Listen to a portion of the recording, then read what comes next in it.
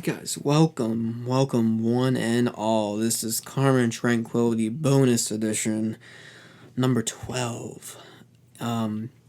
Today we are doing another Julian song and the last Shadow Puppet song. We are pretty much about at the last part of the Julian songs.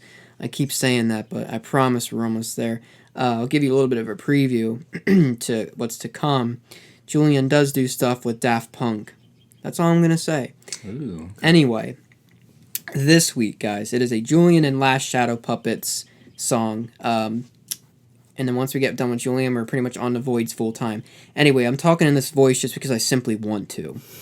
So I don't care if it's... And the dog's barking, and that's just a normal occurrence all the time. I don't even think when we get a real good setup that's never going to go away. This dog just never shuts the fuck up. That's Brendan, we just go to a different location and you just hear Brendan following us. Yeah. He's always fucking... He's gonna get in the studio one way or another. Yeah, he's not... We could be in the depths of the ocean and he'll find a way to swim down there and be like... Maybe we gotta decode him and maybe he's actually telling us how he feels about the song. Yeah, decode him, you say. Like translate his barks to human. Oh, there you go. Hey, that was a thing in the Garfield movie that I saw last night. Oh my that was God. a thing that they Here we used, go. Yeah. Guys, if you haven't Manny already... loves Chris Pratt. I honestly didn't know it was Chris Pratt. Who does he play? Is he Garfield? Yeah. I not stupid, dude. I hate him. I did not realize that. I can't stand Chris Pratt anymore. Yeah, he ruined Mario. Who was the old one? Was it, what's his name? The old what? The old Garfield? Yeah. Oh, I don't know. Oh, Jimmy Neutron. No, he was in Zombieland. What was his name? Bill Murray? Bill Murray? Oh, Bill Murray was a Garfield, I think. What? No, he was in the Garfield movie. One? He was in it. For real? I don't think he voiced it. Who was the old one? Someone fucking look this up. In the meantime, today we are doing Out of the Blue by Julian Casablancas and 2 Hearts in 2 Weeks by the Last Shadow Puppets. Again, we're kind of treading in Last Shadow Puppets waters that I don't really remember a lot of these songs, so honestly, the Shadow Puppets ones are pretty fresh to me as well. Last week we had a pretty cowboy-styled song. I only can assume this one's gonna be like that. Did you find fucking... We did, yeah. Bill Murray voiced him in 2004. Good job, Julian. There's a funny joke in Zombieland where he goes, when they're like, did you ever have any regrets? And he was like, no, well, maybe Garfield. Like that. That was like a real, that was a real, that's how he actually felt. He felt like... Why? I thought that was popular back... I remember being a kid. Well, because I think it was just like a cash grab. Like they're like, hey, Bill Murray, we'll give you a bunch of money. Just come voice Garfield. And he probably thought oh, this will be pretty good. And then it tanked. It was not a good... I thought it was massive. I remember going to Wendy's and getting the toys from when I was a kid. Yeah, apparently it did not. Well, they made money. Yeah. But I think in terms of what what we know Bill Murray for, it was just not his style. It was one of his regrets. Yeah. So. Interesting. Yeah, that's. I guess that makes sense. I just remember, being a kid and watching that movie and being like, this is amazing. Well, there's a new one, and it's pretty good. It's Garfield's dad. I think his name's Victor, which is an odd name for. It's not even the real Garf. I don't know. Maybe that's it. I don't know. They just kept calling him Vic. But he's really. It's fun, yeah, his name's Victor, but he's really he's fat. He's a big cat. He's huge compared to Garfield. I don't know. He's a different. Yeah, he's eating his lasagna. No, Garfield still eats all the lasagna in this one. So wait, so Garfield is in the movie, but it's his dad. It's this is confusing. It's Garfield reconnect. So it's actually really sad. I got sad watching this. You don't typically think of that during Garfield, but long story short, without any spoilers, Garfield was a kitten once. I don't know if you guys knew that. He was a kitten. Oh my God. He wasn't just born a fat cat. Oh. And his dad was all like, hey, hold on, wait in this box in an alleyway. I'm going to come back and get you. I'm just looking for food. And he was scrummaging for food. And in the time that he came back, Garfield booked it. So his dad was probably hitting him then. No, what? No. No, his dad was trying to feed him, and he was worried that damn, I can't find any food. So he finds the back of a restaurant, a little fish, right? Inches big, and he goes to get it for him, comes back and sees Garfield's gone, but he looks across the street and he's eating lasagna with John, and he's like, it's so sad, dude. He's looking at the little fish and thinking like, oh my god, like this is all that why I can didn't you provide. continue it? It's made it sound like he just like left his dad. Well, that's what Garfield thinks, and that's why you got to see the movie. It's good because Garfield spends his whole life thinking his dad abandoned him. Do they But that's not really do the they case. fix that? Oh yeah. Okay. Oh, that is sad. Watch it, man. It tugs at the heartstrings. If you love movies wanna give him about a good cats, yeah, exactly. Yep. I If hate you love cats. movies about cats and adoption and violence, there's a villain Violence. in there. There's a Damn. villain. There are Strizats involved in this? Yes, there's a villain in that film that wants to throw them off of a moving train onto like a canyon ridge with spikes. And that's the worst way to go. Is this rated R? It is rated R. There's a lot of blood. Does Garf say the F word? Yeah, a lot. Hey John, actually. fuck you. I want my lasagna, bitch. Is that good enough? But yeah, if I was gonna rate Garfield, right, out of 5, it's like a solid like 4.4. It's higher than I thought it was gonna be. So check it out. Yeah. That was good intro banter for a fucking bonus episode. I can tell this is going to be another hour-long bonus episode. Remember when we came up with this bonus episode idea? We're like, yeah, they're going to be like 30 mins, and they're literally sometimes longer than the main. Much to say. I feel like we should think about that for the next season. We got to figure out that. Anyway, Let's get to it. Yeah, let's get to it. Let's start with Julian again here. We'll go with Out of the Blue. It has been streamed 10.8 million times. It is actually the second single off of Phrazes for the Young, his solo album. So January 25th, 2010 is when this guy was released. I don't think either of you guys know this song. I don't think I've ever sent you this song, Will. This is a single, so and I'm done trying to predict what Manny's going to think, so I'm just going to play it. And we'll see how it goes. It definitely does fit the style of... It is the loudest fucking shit outside at 8:40 in the morning, guys. I'm sorry about that. Hopefully you can't hear that. That is the trash cans being fucked with. Anyway, let's give this guy a listen. What do you think? Waiter. The answer is yes, I want to. Yes, Say I it. want to. Okay, cool. Alright, that was Out of the Blue by Julian Casablancas. Let's hear from you guys first. What do we think about that one? Oof, that was like another like whoa. I felt like I was on like a roller coaster kind of ride, like a trip. Mm-hmm. So what you're saying is Phrazes for the Young is pretty much one big Six Flags adventure. Yeah, but it's like it's only Julian that made the park, and he's like, this is this ride, this is this ride.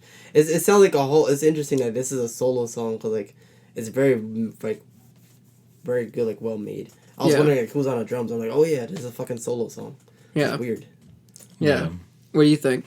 Yeah, it's I like that you worded it that way because it does seem like a ride, but a much easier ride than like some of the other stuff. Mm-hmm. Yeah. Like I don't think that this one would be like if you showed this to a lot of people, I think you would have more people than like some other previous ones that we've heard that are like, oh, okay, yeah, I kind of like that. I would listen to that again. Yeah. It's not like something that's super.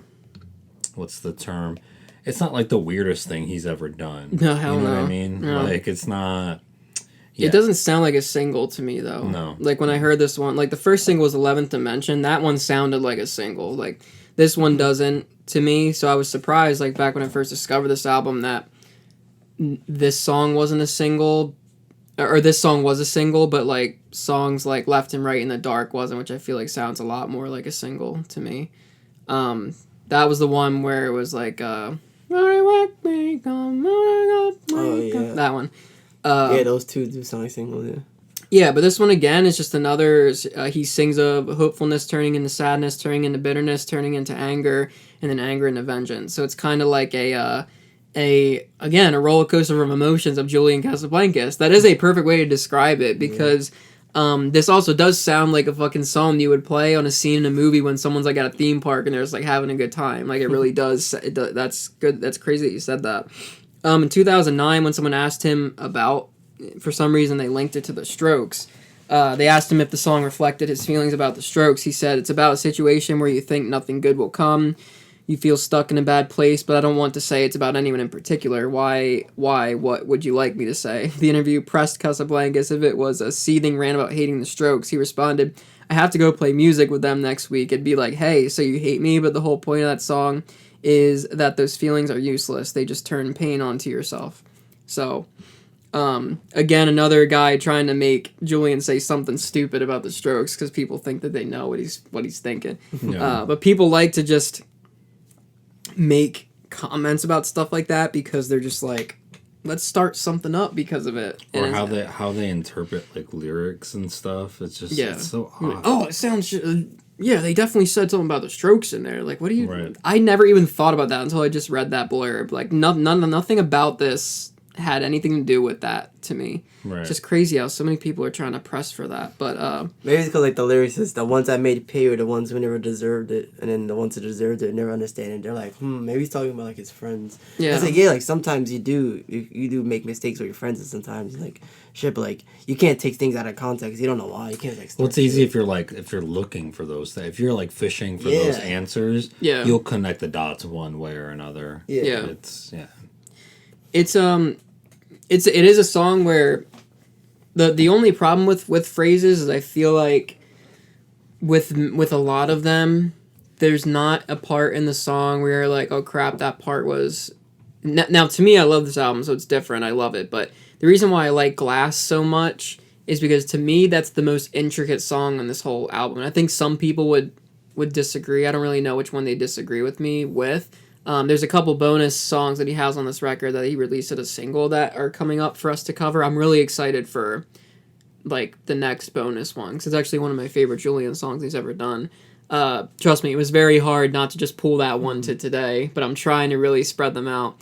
But I don't really know of another song that people would say, but to me, Glass, like, Manny, I doubt you remember that one at this point. That was literally our first fucking bonus episode that we did, but yeah, probably not. it sounds so different. The guitar solo is different. There's a key change. So everything is so different. But with this one, it was constant, like the do like the whole thing. Not saying that's bad, but it's like if I had to complain about anything with this one is that a lot of it is the same pace. There's no change. There's not really a solo. The guitar comes in a little bit later where you have like a kind of a solo in the background, but it's not the forefront. Because when the bridge comes in, all it does is just keep the same note the whole time for a while as he's singing a part of the song. Like there's it's the part where he's talking about there's a lot of good lyrics in this song. I don't know if you saw them, but I think a lot of them are super fucking clever. Yeah. But there's in the bridge it just holds the same chord the whole time as he's singing lyrics in the same what's the word, key, pitch, not pitch, key. But anyway, that's really like first thoughts of it. I don't listen to this one a lot, so listening to this over, it's cool again to hear it on a good speaker and really hear all that stuff come in. Because like I said, in terms of what stood out to me the most, I feel like for this song it just has to be Julian's vocals. I feel like I didn't hear anything instrumentally that was like holy shit. That was great. What about you guys? Yeah, what stood out to you? I agree with that. You agree with that? See, I did like the little guitar that he had in there, but you know what I'm talking about? Yeah, there's a little bit of a guitar that came in a little bit later that just like kind of faded into it, like a lead guitar, like started playing some riffs in there. But other than that, like there wasn't much instrumentally that really stood out to me. So I think again, it's just another. If you love Julian and you love his vocals, his vocal range on this one's like super deep. He's really down here the whole time, like, and then in the chorus he picks it up a little bit. But for the rest of the song and the verses, he's really down. He doesn't have any of his like stuff that he does. Like he doesn't do any of that. I thought it was gonna start off like kind of country-ish, and like how like it was gonna like Ludlow Street was. I thought it was gonna be kind of like that because like some of it, like he was like talking low with like the guitar going. Yeah. And he says something about like a leather jacket, and then he talks about like pissing on a casket, and then it says faded glory. So it definitely reminded me like a western at first, kind of like western. But it was more like rock and like punky kind of. I was like, oh, that's really cool. This is another song where it doesn't sound like where it's gonna go with the way that it starts. It starts with like an alien like type noise. Oh, like it sounds like the way that Glass kind of starts. It has like a little like theremin sound in the beginning, and then just randomly the guitar comes in and it keeps the pace. Like it definitely doesn't sound. And I do want to like express that this song, when you listen to it live when he plays it on Letterman, is really good performance. So it really does it's another song like on Julian's solo stuff that sounds really good live. But let's get to lyrics. Well, I know you're kind of looking at them. I know that I love the lyric. Yes, I know I'm going to hell in a leather jacket. At least I'll be in another world while you're pissing on my casket. I love that. That's cool. Yeah. That's kind of a clever, funny lyric. Like, hey, you're gonna be doing that, but I'm gonna be in another world, so I don't give a fuck. Like, it's such a good. And at that point of the song, you're at like the angry Julian or like the vengeful Julian. Like at that point at the end, because it starts. Saying my hopefulness turned to sadness, somewhere along the way my sadness turned to bitterness, somewhere along the way my bitterness turned to anger, somewhere along the way my anger turned to vengeance. Like it's a song where like again it sounds like a happy song, and like another thing I just kind of realized when he's doing the whoa, to me if you're talking about roller coaster, it sounds like he's just going on a fucking roller coaster with like the emotions that. That's kind of how I perceive that. But what lyrics did you kind of like there? You pretty much taught the ones I liked a lot too. I want to say he did mention doors in this song. So like, if we're counting food always for Alex, doors. Is doors, doors like with Julian. for Julian. I don't think you were here when we talked about that, but he does talk about fucking doors a lot. Anything that's in an apartment, maybe he's just like in an apartment. He's like door, and he's like needs it for the lyric, whatever. Right. Yeah. Window. City. Yep. He talks about like doors and cities and apartments a lot. Mm-hmm. He said at the end before they came knocking on my door now. Yeah, it's always him with the doors. It's always something with that. So it's just like Alex and his goddamn food. Or the rich or the poor, or Muslim and Jews. I like how he always brings in like other cultures into his songs. It's really nice. Yeah, that is one cool thing about this solo record is like how much he did with like outside like culture and like making every song kind of unique in its own way. And not having little pieces of something else in it. But yeah, that's kind of like what I like about this one is like how the lyrics, and that for me that's very rare. Like lyrics are like big for me on this one. I actually enjoy looking at the lyrics in this one. It's pretty clever. But that was Out of the Blue by Julian Casablancas from his solo album. Really, for anyone that's listening, it is a single, but it's not like the first song I would say I would show somebody, like from him for sure. Let's get into some fan comments. We actually had a lot on this one for some reason. It like really took off. A lot of people said shit about how hot Julian looks in the video that I posted. He does look very fucking good.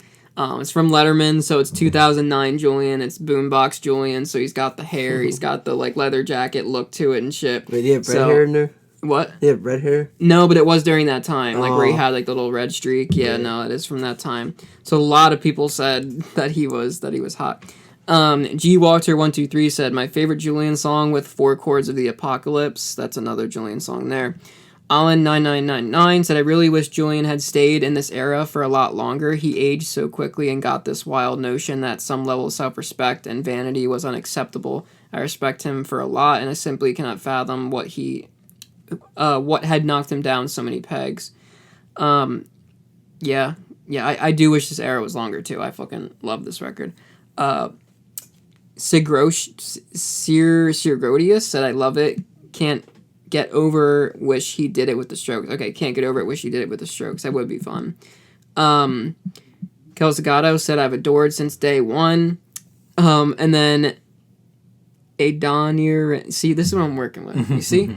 Adonir Charles something said overproduced. That's actually a good comment because I do agree that they're like it was almost like everything in it instrumentally was just a big blob that was just like thrown, and it was just like that they put all of the pieces, the instruments, the vocals like in like one big blob, and they put it behind his vocals to me. So I do get what he's saying there. It's a lot of noise.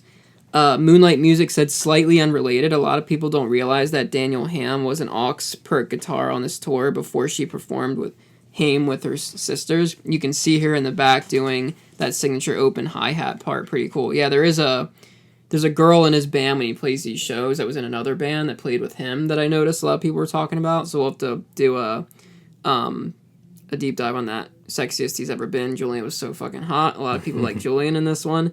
Libertine Swilly 88 said love that album. Thanks a way to stick it on now. I think he's saying thank you for showing this. I'll put it on.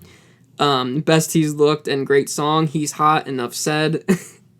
Charlie666 said this is the most sober I've ever seen him. Comment on that was perhaps because this was the first thing he was truly passionate about. So his solo thing, he was very passionate about the first couple of Strokes albums. The amount of effort he put into them was insane. The Strokes have always been a compromise for him. I can imagine the freedom of Phrazes for the Young felt immense. And then someone commented to that, it's a complicated story and we can only speculate, but in the beginning, the Strokes wasn't a compromise for Julian. He had a lot of creative control and the support of the rest of the band. Later on, things became messier under the pressure, early success, unrealistic expectations, exhaustion from touring, etc. He even said repeatedly in interviews during the Phrazes era that recording a solo album was both easier and harder and not necessarily what he wanted to do at the same time. So yeah, this whole era was complicated for him. And then Optimus Square said his strongest song on that album was he would have expanded on this specific sound more in the solo career. I do want to get this one because I love it too. The Titty Twister said, I think Glass is the best in my opinion. Really dug the sound and I also wished he explored this more. Yeah, I agree with that. I do think Glass is the best as well. Anyway, that was out of the blue. What are we giving it for rankings here, guys? I guess I can go first since it's I haven't gone first in a while. For me, it is going to be it's gonna be like a 3.2 for me on this one.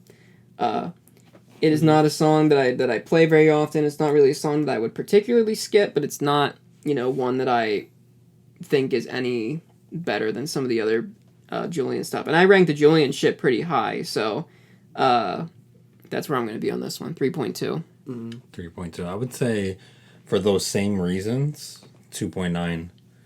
Because it wasn't terrible, but even I was thinking of having it at like an even 3, but even just seeing how close it is to Jared, who likes this kind of stuff typically, made me realize like, okay, maybe I'm being too generous with it. It's not terrible, but if it came on, I probably wouldn't maybe skip it every time. But yeah, I just doesn't really do it for me. That's okay.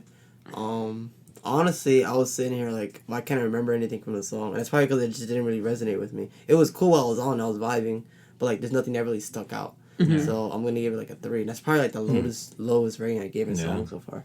A 3. It was cool. It's not a terrible song. No, you giving nothing really stuck out with me. You giving a 3. A 3. Fake Tales.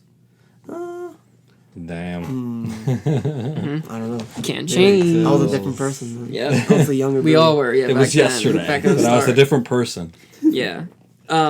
Cool. We're all pretty much right on the money there. Very close. Just a matter of little points there. Next song we're doing is 2 Hearts in 2 Weeks by the Last Shadow Puppets. It is from their album The Age of Understatement. It's one that I feel like is going to hold the same tone as the first one. I don't think it's going to be another cowboy type song. I don't really remember this one being like that, but I guess we'll see. You guys ready to give this one a listen? Yeah, let's do it. Cool, let's do it. All right, that was 2 Hearts in 2 Weeks. It has been streamed 4.1 million times on Spotify, so a bit on the lower side. By the way, guys, I was wrong. It's on the Age of Understatement EP, which makes more sense on, it's a little bit shorter, again, kind of like last time. It's not quite the, it's still kind of cowboyish with part of, vibes there, but it's not quite the dig. I rode my horse and I fucked a girl and I went to the saloon and I spit in a curl. All right, I can't rhyme. Anyway, 2 Hearts in 2 Weeks. What were you guys' first thoughts on that? Sounded like early Arctic Monkeys. A little bit, yeah. Just with more really early, like bootleg stuff. Yeah, like bootleg, like spoken word almost. Like he's not even singing. It's more of like a rap type of thing. Oh yeah, the beginning did sound like a rap. I was like, what the heck? I think put on the wrong song. What's going on? Yeah, I agree with you. Yeah, and it's definitely one of those. There's a lot of short and sweet songs that are really good, where it's kind of like just fast paced and you're having a good time, just rocking out to it. this one was kind of that. Like this one would probably be cool to for like an interlude into when you're playing it live. It's like it goes into this one, they play it real quick, or at least like a snippet of it, and you're like, oh, this was awesome. It was definitely another like ballad type song. This song does not have any deeper meaning. It's really just singing about a guy who's just, I guess, like a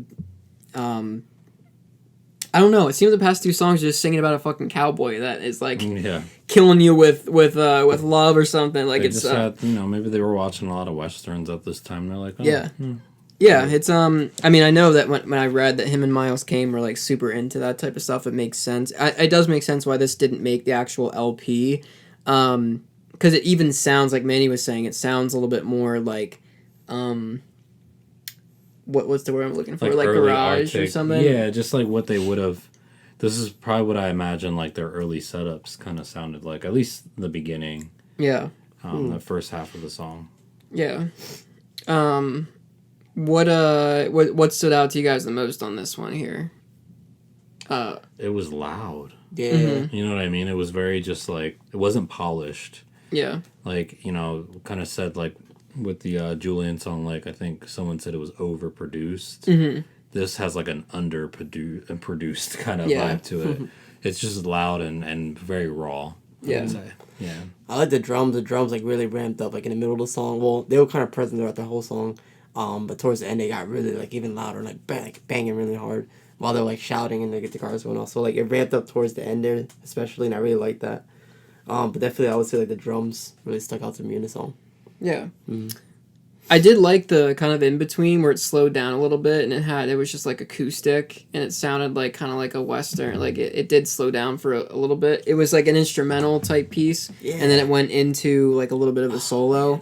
That part was pretty cool. I enjoyed that they did that in the middle to kind of give you a different like feel to it. Heck yeah.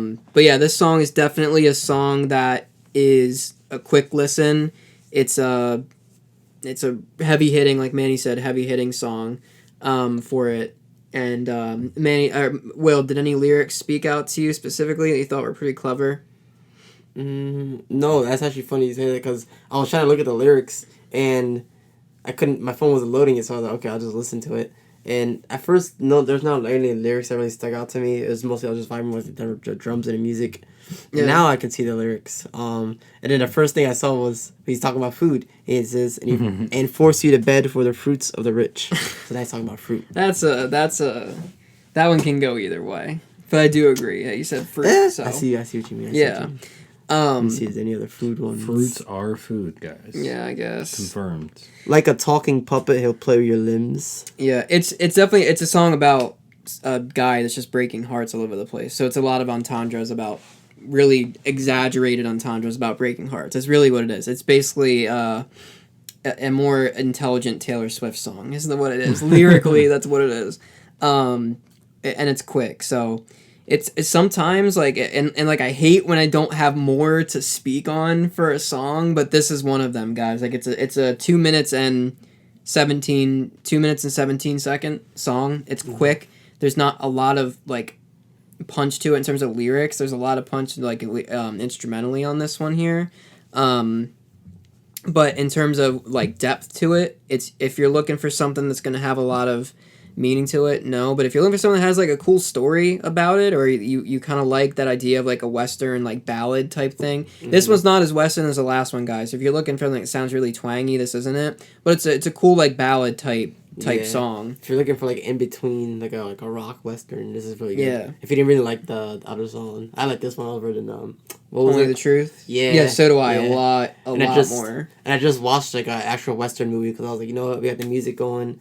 I need a film for this to get my mind in the right space, and I watched the movie, and I really liked the soundtrack for that movie, and I liked the way like that like you were saying, little it was just like a little what do you call that? Just like an interlude, or just like a little the bridge. I can't think of the word. Yeah, like a bridge for it, like a little solo. It wasn't too much. It was just a little bit, and then they went back to like screaming again together. And this is nice because this is like one of the first songs. Maybe I'm really bad at like picking it out, but I heard Miles' voice this time with Alex this time. Yeah. Usually his voice like really like light and it's in the background, but you can hear both of them pretty present. It's probably because like the way it was produced, maybe it was like they were both had like a mic or something. I don't know. Yeah. Yeah. Were you guys able to tell the differences between Alex and Miles in this one as Yeah. easily as the others? Mhm. Okay, Yeah. nice. I see, Some like, of the songs I can only hear Alex in it. So I'm like, yeah, Like Miracle Liner, I can mostly only hear Alex in it. yeah. Uh, Well, think it is Miracle just Liner him. is just Alex. Yeah, it's Like just Miles him. doesn't. I think I see some live performances where he does like backup vocals, but I don't know Yeah. that he did that on the actual track. Not I don't on think this he one. did. Mm-mm. No. It's not. Yeah, he's not. He's not in the newer stuff. Like on Everything You Come to Expect, he usually has his own songs in that one. There's a couple songs on that. I think there's one or two where they sing together, but the majority of Everything You Come to Expect is mainly Alex, and then Miles has a couple songs. And if I'm wrong, I can't for some reason I can't tell when it's both of them sometimes. But I'm pretty sure it's only a few in terms of what you're working with there. But anyway, let's just like move right along to fan comments on this one. We had a few here. Snoop Chickmonk 3453 said it sounds great when I'm playing Red Dead Redemption 2. That's good. Ostrich Song said probably in my The Last Shadow Puppets top 10, certainly underrated. Wow, that's saying a lot. Aggravated _ Soul said great B-side, right decision for it not to be on the album. Definitely agree with that. Basil Zealous Ideal said it's not bad, but too far to be on one of my favorite songs. Definitely agree with that too. We also didn't really talk about what stood out to us the most. Did anything really stand out to you in terms of like the song, like instrumentally or vocally? Was there something? No, that's kind of what I was getting. Like, that's what I was saying earlier of, like, what stood out to me was just, like, how loud and unpolished it was. Yeah. I see what you That's mean. really what, like, stood out to me the most. Gotcha. I'll say just out that guitar mostly. I love that's in the mood right now. Just like that western, like acoustic kind of feel to it. But this was a little bit different than the other ones. I liked it better. Yeah. Mm-hmm. Gotcha. Cool. But it What was do loud, I we... agree. Yeah. What are we looking at rankings-wise for this, fellas? This is a tough one because it almost doesn't even feel like a real song. Yeah, You know? that's true. I would say 2.5, but again, only because it just feels unpolished. Just feels like something that, you know, kind of, you know, like some of Arctic Monkeys, for instance, like it'll be on like an EP, but then they'll make a better version of it later, or maybe not necessarily a better version, but just a more polished That's true. studio this is an EP version. song. Yeah, so it just feels like it's unfinished. Like it's not something that I would probably listen to. Yeah. In like just this state. It's like a demo song. Yeah, it's like a demo song. It probably could be cool with like a little bit more, you know, polish to it. But yeah, I would just put it at 2.5. It's not horrible or anything. Just doesn't really feel finished for me. Yeah. What about you, Will? No clue. Yeah, come back to me. Okay. Mine's a Jonathan. 1.9. I don't think it's far off from like Only the Truth. It's just not enough. Like there's not really I mean, look how quick we were able to talk about this one. Yeah. I think this one and the last one were two of the quickest ones, but I want to be fair in terms of the songs we picked. 'Cause I didn't want to do all the good ones right off the bat, so I just did it on shuffle, and this was one of them. But they have a couple EPs, but not every song on the EPs are that quick and that short. We just happened to get the two ones like back to back that were like the shortest. So for sure, like that's 1.9 is probably where I'm gonna stick with it. I think I'm also gonna go like 2.5. 2.5. Yeah, because my heart's not in the 3 range for the song. Like I want it to be good. It's just not. It's okay. It's just not great. Yeah, Or even, it's okay. Just stay. gotcha. You said 2.5. Yeah. Okay. Cool. I don't want it to low. Like I wish it was better. I'm like I feel I know. terrible giving it that score, but it was okay. Like it was a short song. It feels like a song that's just like in a movie scene, really quick. Yeah. When something like really cool just happened, or like an action scene. Yeah. Like they just robbed the bank and they're running away from it, and the song comes on, and it's just the next scene. And you're like, oh wow, that was cool, but you don't really think about it, but that much is like It was just kind of quick. Yeah, And it gives you just a nice quick It doesn't jolt even of feel energy. like 2 minutes. Yeah. 2 minutes No, 17. it It felt- feels like a minute 25. Like it's It felt very quick. Yeah. Yeah. I felt like them just shouting and just like whoa. It Right. felt like an interlude to an actual song. Yeah, it does feel like an interlude. I'm not Or trying to like like throw just like shade. It's just like a Yeah, no, I mean you're not you're not wrong. I don't think it doesn't sound like an interlude. It definitely does. It almost sounds like banter before the actual song that they're gonna play. Yeah. Like at least in the beginning. Yeah. Yeah, I agree. You if you get in early for like sound check, it's like stuff like that. Yeah, You know like what I they're mean? just testing out the. They're testing out. They're playing some shit. You Yep. know, might be new music that they didn't even release yet. Who fucking knows what it is? But Yep. they're playing it right now. That's I kind love of the vibe I of love that. being outside for sound checks. Yeah, like that's when I cool. go to shows, you're like, oh cool, they're playing this. It gives you kind of like a An idea. tease of what you're gonna get later. Yeah. You hear him say some random shit. You're like, oh. Yeah, yeah. Cool guys. Well, I want to take this time just to give a little bit of like a preview of what's to come for everyone that's listening and everyone that is looking to the future here. I think what we're going to do every season, and we're going to aim for it to be 15 episodes. So 15 regular, 15 bonus. At least that's what this first season is. Season 2 might be all kinds of changes of format, of changes of, a lot of stuff like that. But for this season, we have pretty much 6 episodes left to do. So 3 more records, basically, for us. Until we're all caught up, and that is including the overall album reviews. That's going to be exciting.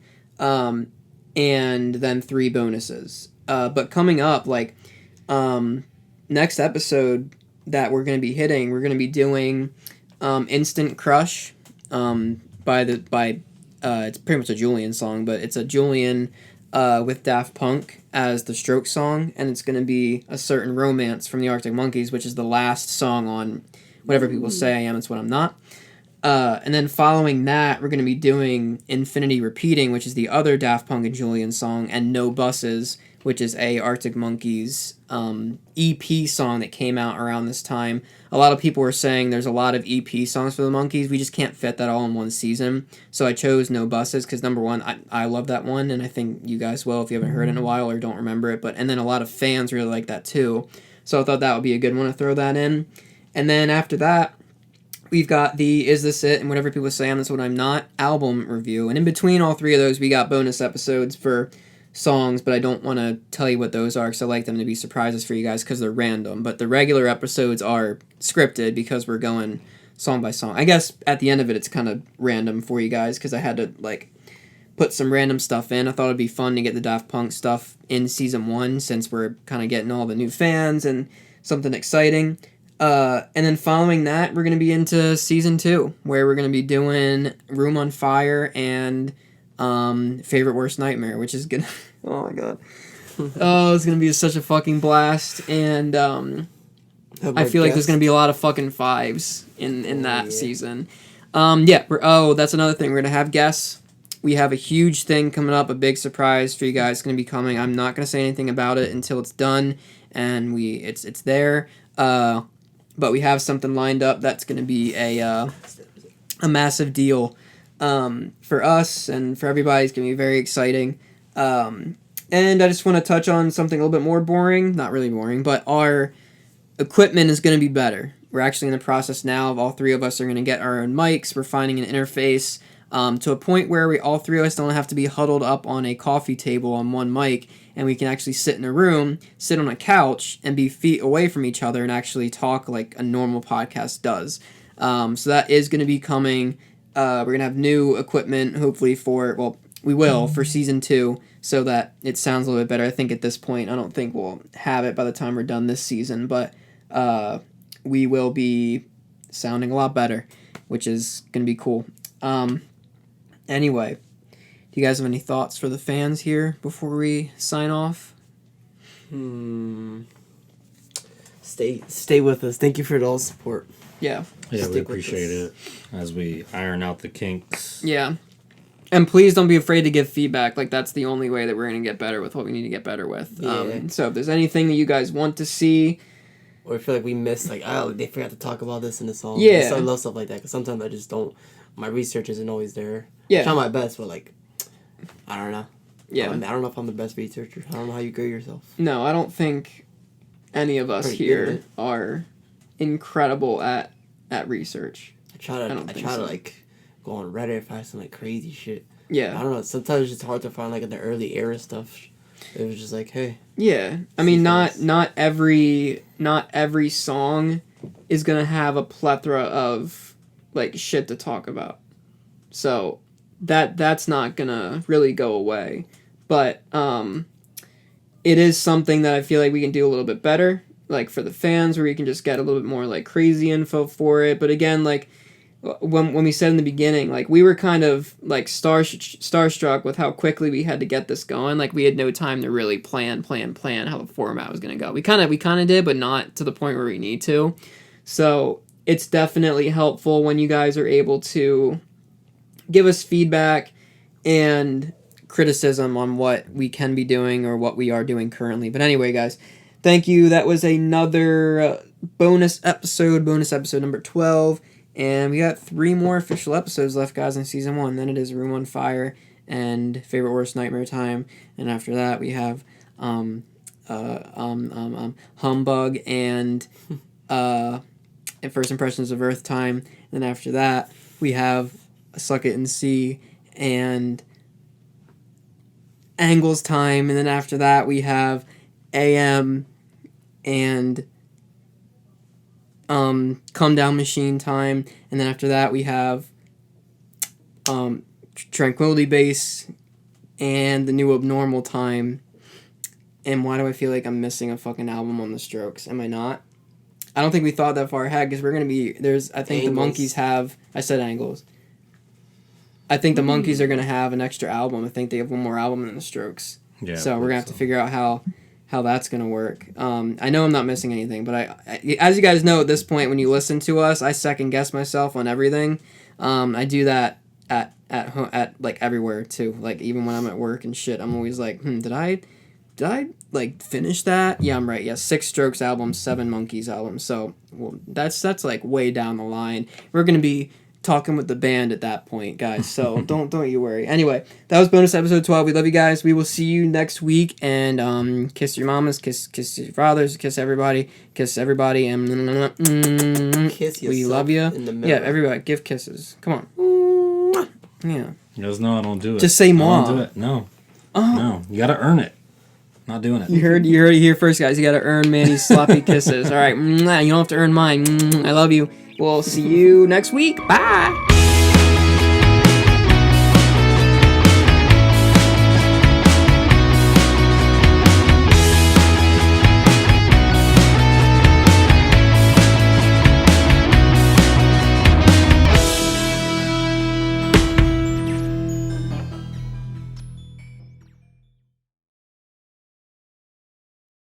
Hey guys, Jared here. Thank you for listening to the episode. You can find us at Karma and Tranquility on Instagram and Reddit, and Karma Tranquil on Twitter. Our link tree is posted in our description and bios for you to find everything we have to offer. We post a full episode every Wednesday and a bonus episode every Friday.